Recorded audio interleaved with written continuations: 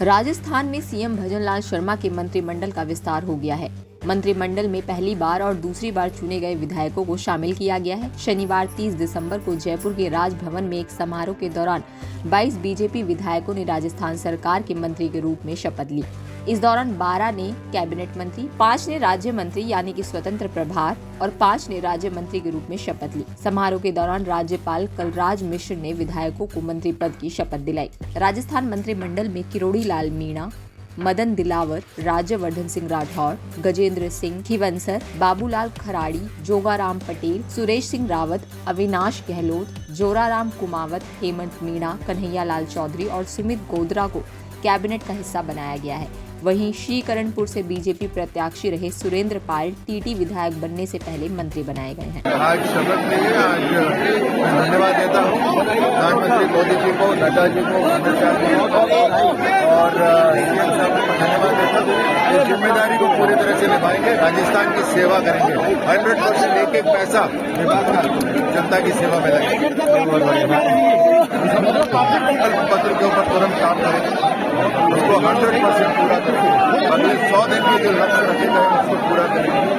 लेकिन ओवरऑल मैं आपको यकीन दिला सकता हूँ कि एक एक पैसा और सरकार राजस्थान की जनता के लिए उपस्थित रहेगी और राजस्थान के इस्तेमाल और पूरे भारत में 400 के पार, अपनी बार 400 पार, ये आप देख लेना।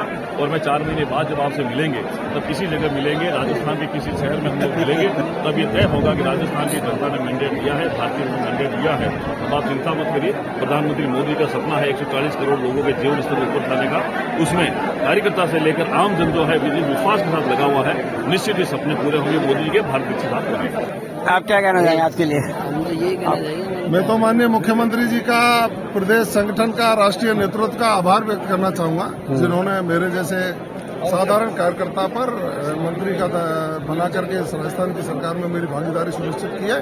मैं इतना ही विश्वास दिलाता हूं कि माननीय नरेंद्र मोदी जी की और माननीय भजनलाल शर्मा जी की सोच और भारतीय जनता पार्टी का संकल्प पत्र उसको धरातल पर उतारकर विकास की दृष्टि से राजस्थान को नंबर 1 बनाने का काम आपका नाम क्या वजह थी?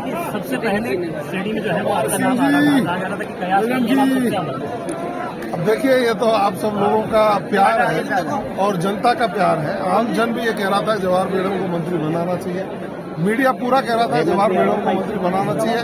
ईश्वर ने गिरिराज महाराज ने आप सबकी भावनाओं को सुना और प्रदेश के मुख्यमंत्री जी, प्रदेश संगठन और राष्ट्रीय नेतृत्व ने आपके भाई, आपके बेटे को मंत्री बना दिया है।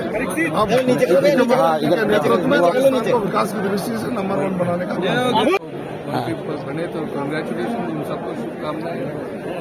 लोकसभा चुनाव आ रहे हैं तो लोकसभा चुनाव लड़ेंगे, बीजेपी जीतेगी।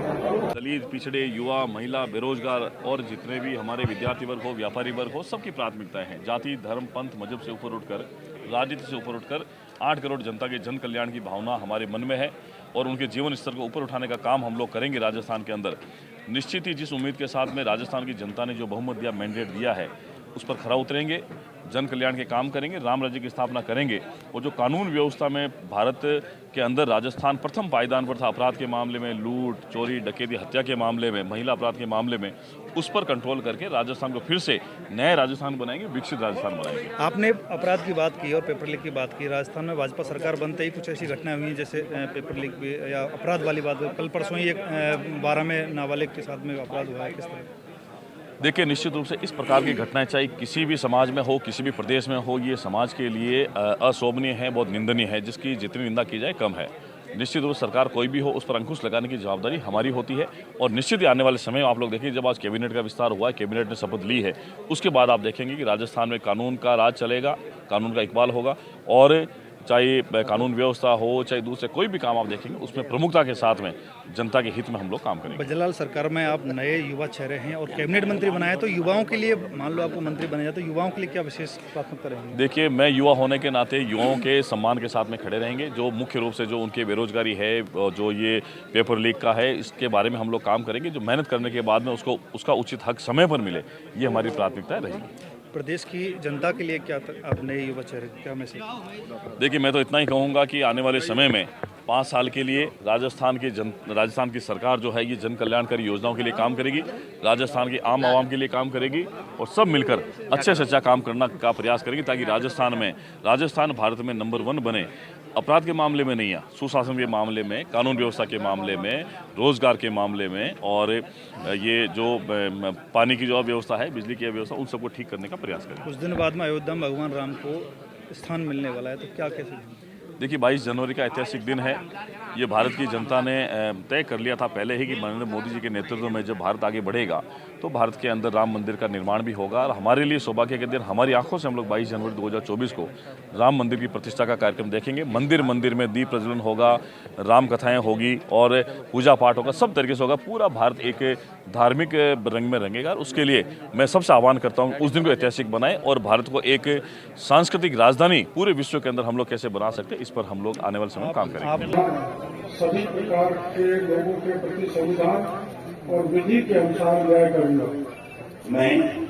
मैं किरोड़ीलाल ईश्वर की शपथ लेता हूँ कि जो विषय राजस्थान राज्य के मंत्री के रूप में मेरे विचार के लिए लाया जाएगा अथवा मुझे ज्ञात होगा उसे किसी व्यक्ति या व्यक्तियों को तब के सिवाय जबकि ऐसे मंत्री के रूप में अपने कर्तव्य के सम्यक निर्वहन के लिए ऐसा करना अपेक्षित हो, मैं प्रत्यक्ष अथवा अप्रत्यक्ष रूप से संसूचित या प्रकट नहीं करूंगा।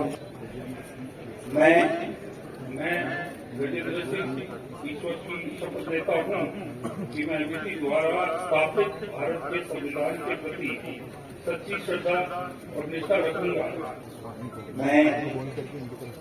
मैं कर्नल राज्यवर्धन सिंह राठौर ईश्वर की शपथ लेता हूँ कि मैं विधि द्वारा स्थापित भारत के संविधान के प्रति सच्ची श्रद्धा और निष्ठा रखूंगा।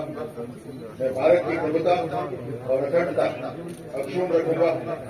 मैं राजस्थान राज्य के मंत्री के रूप में अपने कर्तव्यों का श्रद्धापूर्वक और शुद्ध अंतःकरण से निर्वहन करूंगा। शपथ लेता हूँ कि मैं विधि द्वारा स्थापित भारत के संविधान के प्रति सच्ची श्रद्धा और निष्ठा रखूंगा। मैं भारत की प्रभुता और अखंडता अक्षुण्ण रखूंगा। मैं जवाहर सिंह बेड़म ईश्वर की शपथ लेता हूँ कि मैं विधि द्वारा स्थापित भारत के संविधान के प्रति सच्ची श्रद्धा और निष्ठा रखूंगा। मैं भारत की प्रभुता और अखंडता को अक्षुण्ण रखूंगा करूंगा तथा मैं भय या पक्षपात, अनुराग या द्वेष के बिना सभी प्रकार के लोगों के प्रति संविधान और विधि के अनुसार न्याय करूंगा। राजस्थान में कैबिनेट विस्तार पर कांग्रेस नेता गोविंद सिंह डोडसरा ने कहा कि भारतीय जनता पार्टी ना संविधान मानती है और ना ही कानून मानती है। चुनाव आयोग इनके लिए कुछ नहीं है। पीएम नरेंद्र मोदी की ओर से उद्घाटन किए जाने के बाद दिल्ली से पहली उड़ान अयोध्या के महर्षि वाल्मीकि अंतर्राष्ट्रीय हवाई अड्डे पर उतर चुकी है। विमान में सवार यात्री अयोध्या की धरती को नमन करते हुए नजर आए। राष्ट्रीय राजधानी दिल्ली में कोहरे और कम विजिबिलिटी के कारण कुछ उड़ानों के संचालन में देरी हुई। दूसरी ओर कई ट्रेनों के संचालन पर भी कोहरे का असर देखने को मिला। पाकिस्तान के पूर्व पीएम इमरान खान को तगड़ा झटका लगा है। चुनाव आयोग ने मियांवाली सीट से पाकिस्तान तहरीक-ए-इंसाफ के संस्थापक इमरान खान का नामांकन खारिज कर दिया है। इसी तरह की तमाम जानकारी के लिए आप बने रहिए द फ्रीडम न्यूज के साथ।